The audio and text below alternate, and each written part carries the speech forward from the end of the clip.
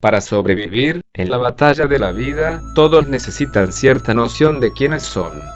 Y nadie tiene ni idea. En realidad, nadie puede tenerla, porque en lo más profundo somos un misterio. No podemos tener ninguna idea al respecto. En lo más profundo, no somos individuos, sino universales. Por eso, si le preguntas a Buda, ¿quién eres?, guardará silencio y no contestará. No puede hacerlo, porque él ha dejado de ser un individuo, es la totalidad.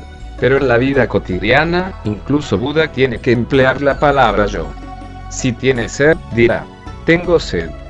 Ananda, tráeme un poco de agua. Tengo sed. Por eso sigue empleando la primera persona, el yo. A pesar de ser ficticia, también tiene sentido, pero hay muchas ficciones con sentido. Por ejemplo, el nombre que nos ponen a cada uno. Eso es una ficción. Llegaste al mundo sin nombre, no con él. El nombre te lo ponen otros. Después, a base de repetirlo constantemente, empiezas a identificarte con él. Es una ficción necesaria.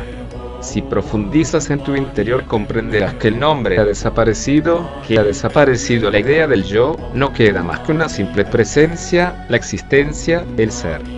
Y ese ser no es algo separador, no es tuyo ni mío, es de todos. Y en ello están incluidos los ríos, los árboles, las piedras, las montañas, todo. Lo incluye todo, sin excluir nada. Como el ego es una ficción, solo puede mantenerse si tú lo mantienes, requiere un mantenimiento, al contrario que la verdad, y de ahí la belleza de la verdad. Pero una ficción hay que pintarla continuamente, apuntalarla aquí y allá, porque se desmorona sin parar. Cuando consigues apuntalarla por un lado, empieza a desmoronarse por el otro. Y eso es lo que hace la gente durante toda su vida, intentar que la ficción parezca la verdad. Si tienes más dinero, puedes tener un ego más grande, un poco más sólido que el de un pobre. El ego del pobre es pequeño. No se puede permitir un ego mayor. Nuestra vida entera, la búsqueda de dinero, poder, prestigio, esto y lo otro, no es sino la búsqueda de puntales de apoyos, para mantener la ficción. Pero seguimos intentando construir castillos en el aire. Como se trata de una ficción, hay que mantenerla continuamente, con un esfuerzo constante, noche y día. Y nadie puede mantener semejante vigilancia 24 horas. De modo que a veces, sin querer, vislumbras durante unos momentos, la realidad, sin el ego, como barrera. Por ejemplo, cuando alguna noche duermes tan profundamente que no tienes sueños, el ego desaparece, desaparecen todas las ficciones.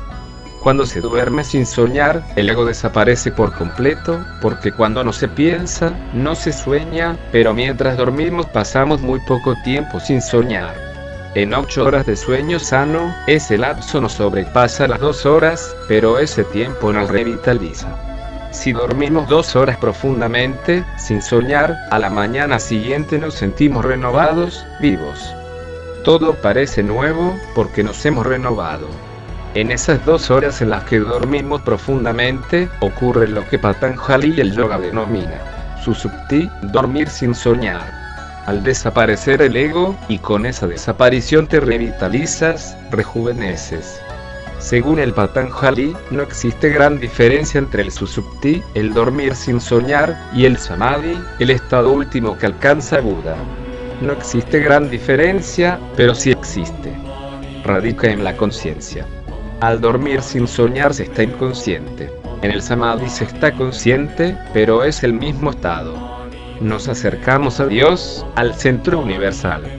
Desaparecemos de la circunferencia y vamos al centro, y ese contacto con el centro nos rejuvenece. Como el ego es una ficción, a veces desaparece.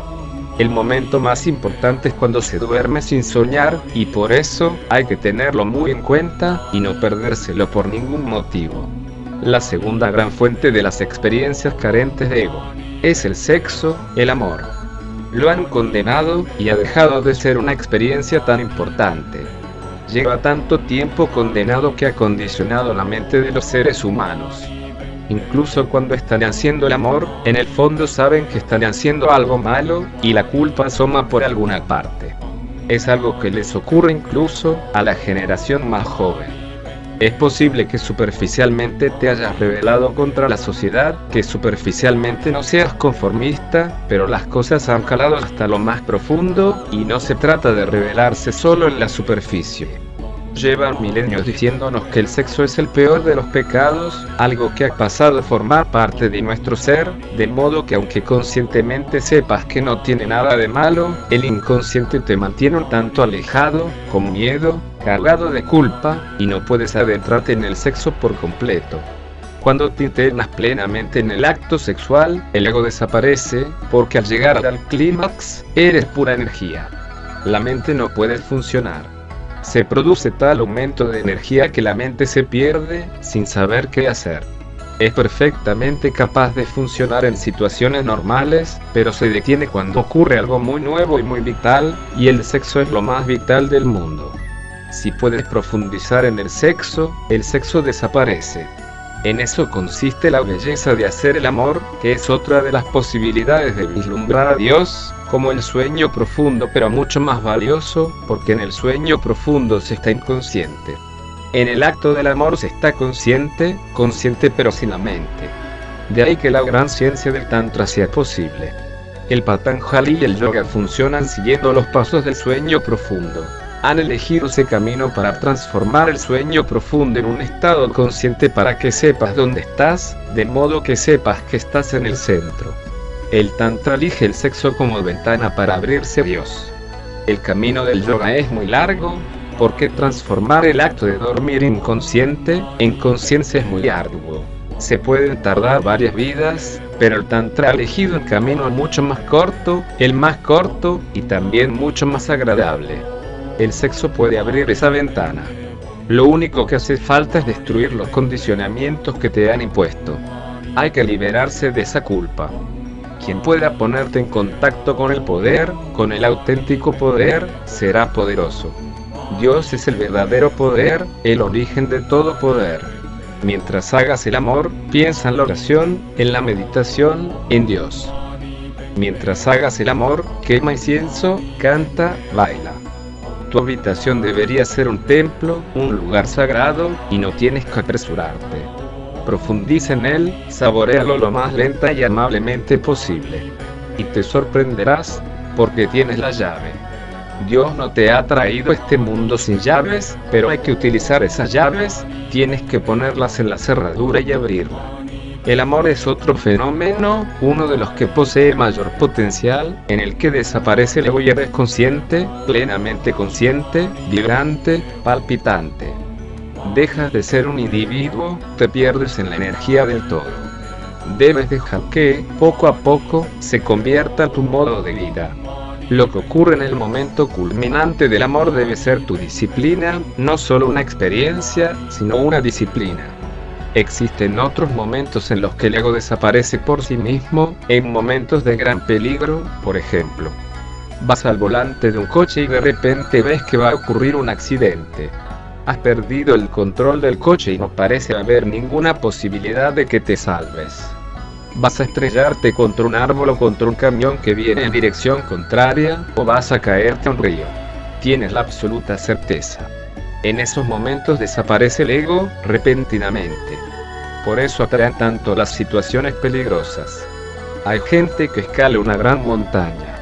Es una meditación profunda, y quizá lo entiendan o quizá no. El montañismo tiene gran importancia.